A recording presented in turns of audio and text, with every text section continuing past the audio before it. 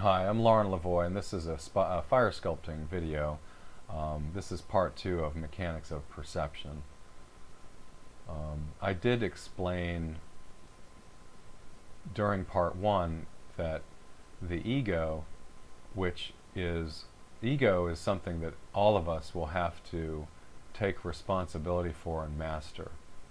So understanding how the ego works is critical if you want to live in a way that you can change and acquire fulfillment of your gifts and talents and fulfillment of your purpose on the planet.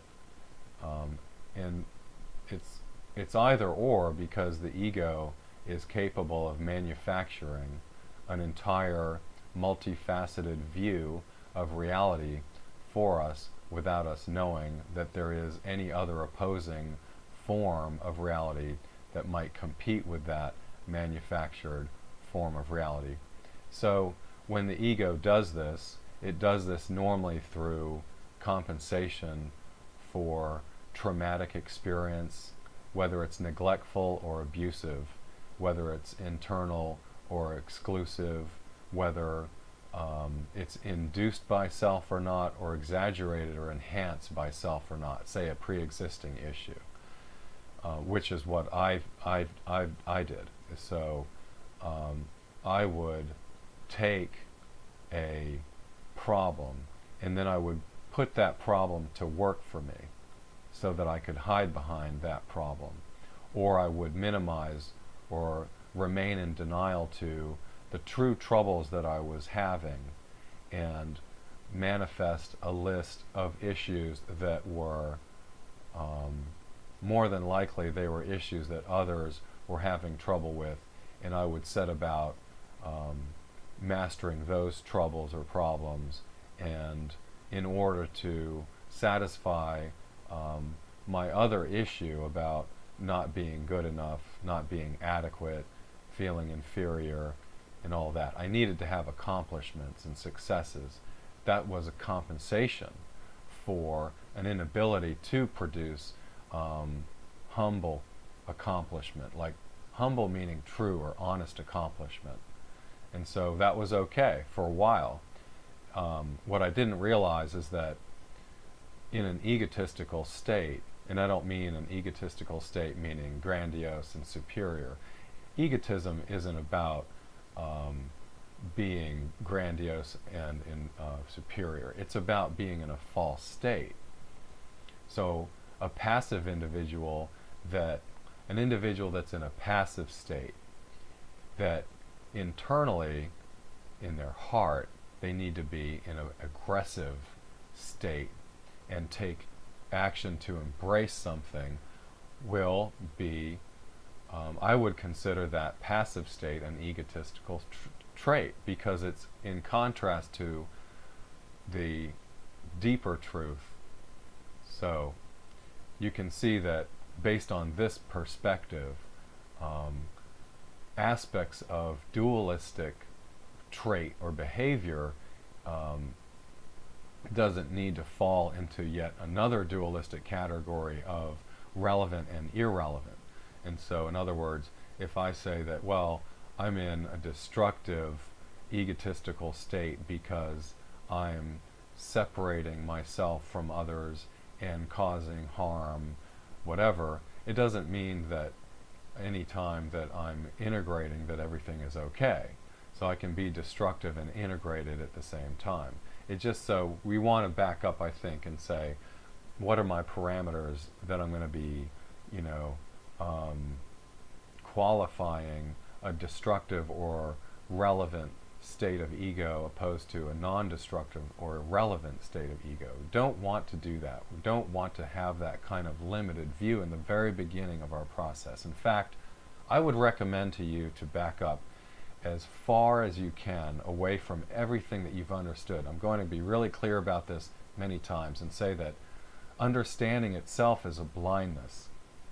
To comprehend what that truly means, we have to look at how a preconception, however good it felt and right it felt, led us in the wrong direction for ourselves. We have to see how any time that we take a knowledge, a conclusion, a preconception or an assumption to an arena where the unknown is about to be experienced, we have to understand that we can't experience the unknown while being covered with this knowledge about what is happening. So if that's not clear, then you'll have to sit down at some point, withdraw to a place of silence where you can watch your true motive when you were entering into a situation that wasn't a replication or a copy of a situation that you produced yourself, and see what happened. See what happened in the sense that relative to your motivation to being there, and what actually occurred while you were there, what you had to drop in order to adapt to the reality of the situation at hand. So I'm saying, right, that it's possible to walk into a world and perceive a version of the world in whatever respect, in whatever environment, however intimate or public, and not have any contact with the reality that we're actually in. And people, as I have done this, have been and much very guilty of this. I'm not so much guilty of it now because I'm not interested in deceiving myself for excitement or pleasure. It doesn't mean that I don't. I'm not interested in it anymore. It's not worth it. And so backing up to produce, my suggestion is to produce a hierarchy of most relevant principles to practice on a daily basis. My most relevant principle to practice on a daily basis, if I can get there, is to drop everything to zero. And so I need to go back to zero. And I'm saying, we'll say, how do you say it? That non-existence or non-self-existence is a zero state. It doesn't have anything to do with whether or not you exist or not. But you have to understand is that if you're holding a picture or image of yourself or your life for a while, life has changed many, many times during that time that you've held on to that self-image or image of that human being. I've seen people spend years in a state of resentment, and they have this bitter image of their enemy, up to all kinds of hazardous actions or plots against their well-being and security. Years. And then only to find out later that the individual had completely forgotten about the initial offense that they had had played out against them, and had forgiven everything. But this image is so powerful. The ego produces these images by default. It's not an intention, okay? And so the reason why there's a lot of talk about atonement or at one-ment or being connected to the whole or reunifying with the whole is because of the amount of power that the ego absorbs when we're fractured, when we're not in our heart taking action from our heart. So zero is a way for me to say, I'm letting go of everything that I know. I'm letting go of everything that I want. I'm letting go of everything that I fear. I'm doing this in order so that the present reality, which everything has culminated to create, can once again become the most real reality in my life. Because I'm going to be basing decisions and actions, taking actions on my assessment of my inner state and my relationship to the outer state, through the inner state. So I want to know that the field between my inner self and the outer self is clear, so that I can navigate this reality without navigating the past in place or in substitution for this reality that's happening right now. And I've said this many times, and I don't think it can be expressed enough, that if you meditate, you will understand this very clearly, that the anxiety, the stresses, the fears, all of this is very optional. And it's only optional because it's not what's truly happening. It's what is about to happen. What we fear is about to happen or not happen. And this is very human, but it's very unnecessary to shoulder these burdens all day long, every day. If you do, and you may need to, in order to reach a kind of breaking point where you can reassess your primary approach to yourself and life. Hopefully you won't have to go as far as some of us have. If you can see that you perpetually head down a negative path, and it takes weeks or months to recognize and wake up and have a re-navigation back to doing what you need to be doing, heading back to where you need to be going, etc. If it's that long in between, then you'll want to, I think, not rely on the impact of misery or the impact of suffering, but to rely on, start looking at the direction that you're heading in. This way you can say, well, I've been here before. If you're really honest, you can say, you see that you're going to eventually collapse under the weight of misapproach to life. You know, you can view reality many different ways. One way to view reality is to view I will say that this is how it was presented to me. I view reality based on this instruction that I received, which basically is that the greatest light in my life resides outside of, or on the other side of, the lesson that stands between myself and that light.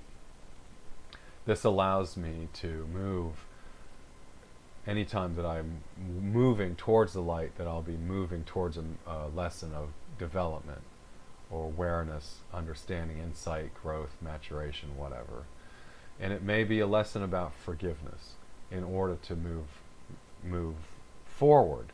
So one of the ways that I would present, it may or may not be helpful, I'm not certain, is to present life as a series of invisible doors, and your doors, meaning you have come here to open up, which means experience particular places developmentally in this reality. And so the idea, in my opinion, is to, if that's true, is to walk through the next door. I will tell you that it's not possible to stay in reality and to stay in the same place at the same time. I'm very guilty of it. I default to trying to stay in a place that I've already experienced. I default back to places I've already experienced where I feel very comfortable and very knowledgeable. You know, my default state is to be impressive, to impress you and have the answers for you, and to be important. You know, this is a default state. I'd love to blame it on my ego, but I think it's just something that I really love to have, you know. And reality is that there's none of that in reality. And so what I work to do is I work to disassemble this comfort, this static, slothful, lazy default state that I pull into my life over and over again, okay? And the way that I do that is that I urge or intend to move towards the light. And as I said, that will bring me into my next developmental lesson. And this way, I know that I'm doing what I'm supposed to be doing, and it's a very right feeling. It may not be comfortable, but in that discomfort, there's an alignment with my true purpose, which nothing can compensate, substitute for that. And so you say that, where are these doors? The doors or windows are everywhere in the sense that your path, your spiritual path, is what you make it. And so it doesn't mean that there's no such thing as destiny. It doesn't mean that there's no such thing as chance. It means that you can do whatever you want to do. If you don't have the gift or talent to do the dream that you're fantasizing about doing, then you're going to have to become honest about that. But what I'm trying to express is that you can do anything that you want to do. You're not obligated. Like I felt for years that I needed permission to do what I truly wanted to do, or at least find out if that's what I truly wanted to do. Or I needed some kind of confidence in order to take action. And confidence eventually showed up as a liability that I don't understand how would you have confidence about doing something that is scary and in the unknown. So very simple things for very complicated people, The best way, I think, or one of the best ways to shave off the delusionary fractures that surround or try to enfold on our consciousness while we're perceiving reality is to contemplate the unknown, is to contemplate your death, is to contemplate your finiteness, to contemplate. Ask yourself in contemplation what you really want.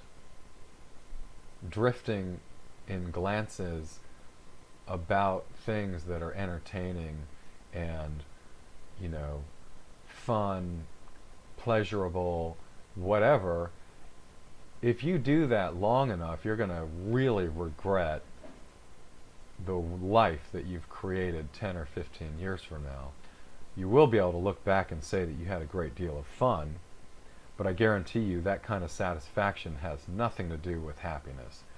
So I suggest people, if they want to maintain a clear, for the most part, in maximum terms, like a clear relationship with perception, is to contemplate the finiteness of their life. This draws us into a kind of sincerity, an authenticity, where we can more easily just toss aside issues that aren't truly relevant, issues that are counter to what we truly want to be focusing on and doing, with our life. It's important to me that others come to realize that their voice, that your internal voice, is really precious, that it's important. It's as important as any other voice you have ever heard on the planet, regardless of the hierarchy that individual or group of individuals had placed themselves or were put. Your voice is, it's so critical to your purpose in coming here. I can't express it, how important it is for you to be yourself, to live out in lifestyle, in terms of, I don't mean just taking an action, a courageous action or a big risk every once in a while. You're capable of much more than that if you're convinced otherwise. I'm speaking about practice principles you know where to find them. Acceptance, compassion, forgiveness, tolerance, patience, charity, hope. Cultivate, cultivate faith, find out what it is to live in fear, and find out what it is to live in faith. So do that for a couple years. And then when you've during that, and when you've done that and learned it and learn to live in that, learn to relegate like how much fear you suffer from, how much fulfillment you allow yourself. When you get to that place of actualization, and during the lessons that lead there, I really recommend to cultivate a relationship to your purpose in coming here. So you should be in practicing these principles. You should more so, as time goes on, gradually become more acquainted with your true self and the voice of your true self and the signature or the voice of the egotistical self. Egotistical self has its purpose. I think you understand what that purpose is if you look into it. If you take, even if you don't believe it, if you work with the message that the ego inverts and reflects what you are back to yourself, if you work with that idea, I think you'll come to understand the difference between your true nature and the nature of the ego.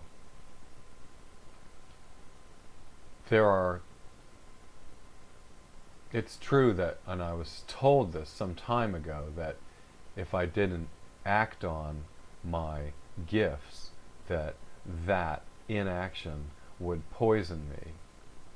And the problem is that when a human being's in a toxic state and they hear information like that, it's difficult to take seriously, to take with emphasis. There's no innate emphasis that comes when the truth is spoken. A lot of times, well, it depends, but it's just very subtle when the truth comes.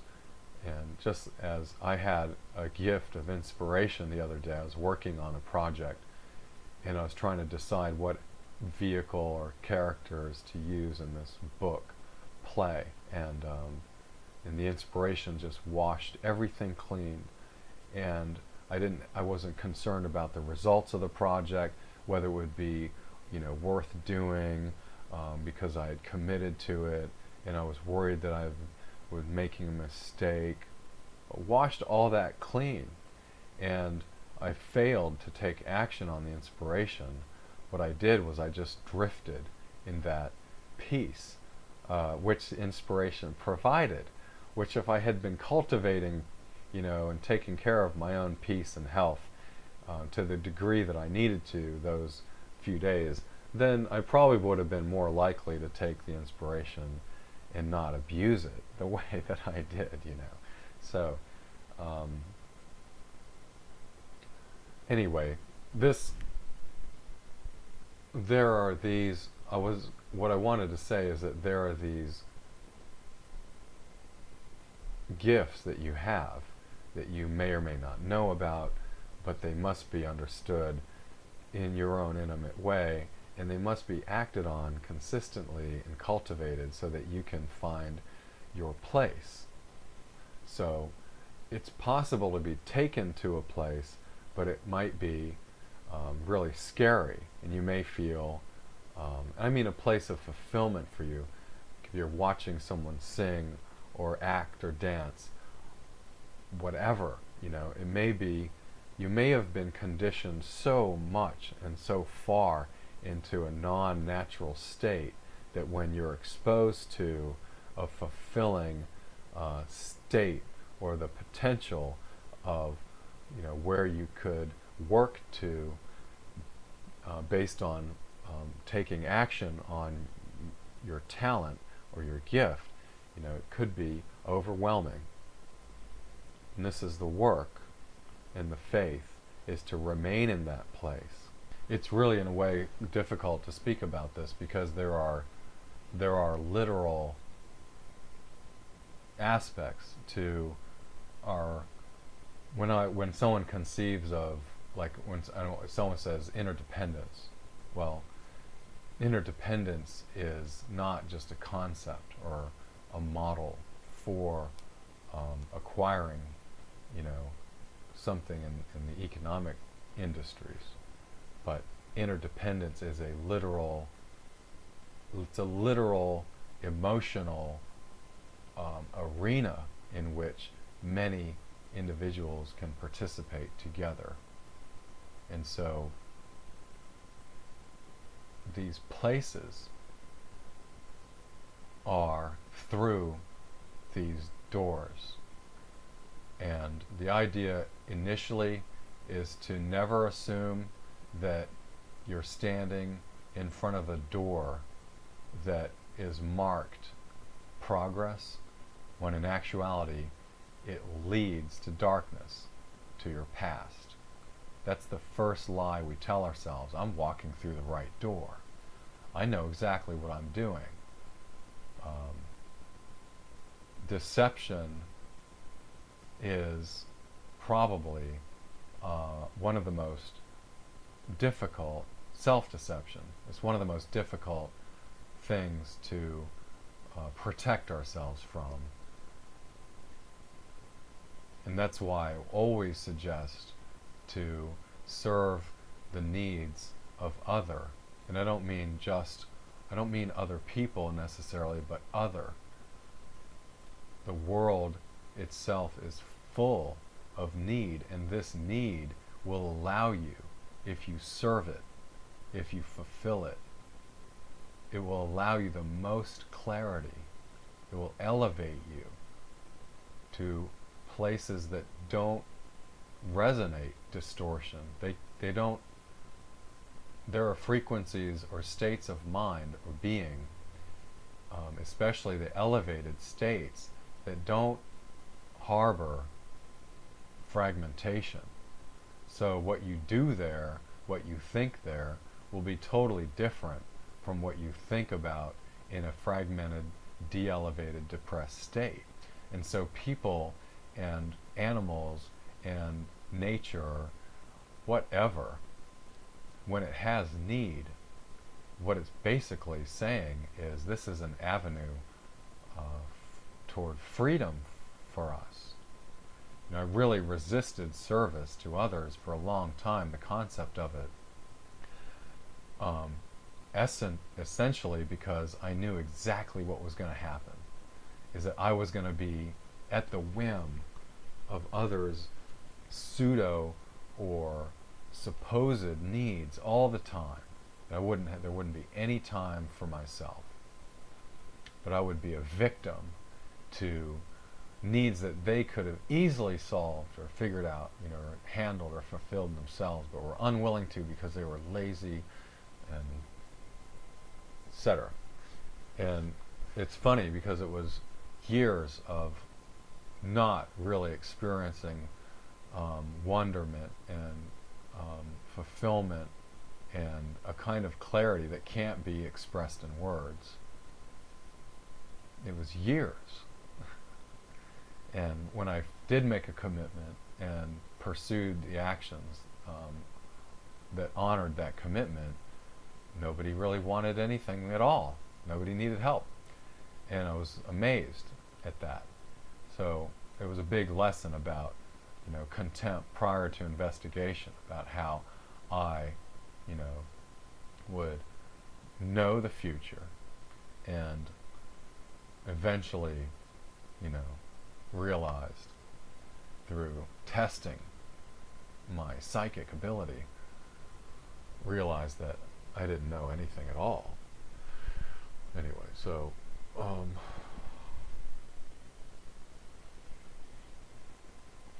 basically service is freedom. Service is freedom. Selfishness is the prison. Taking care of all of our little problems and worrying about all of our little fears at the expense of caring for others is what really kills us here. And so I learned that lesson the hard way many times. I learned lessons over and over again, because I won't accept them. I'll learn them, but I won't accept them. And so I urge you to accept the lesson, allow it to become part of your lifestyle. Well, I appreciate allowing me to present the material. Thanks for your time, and I hope it helps.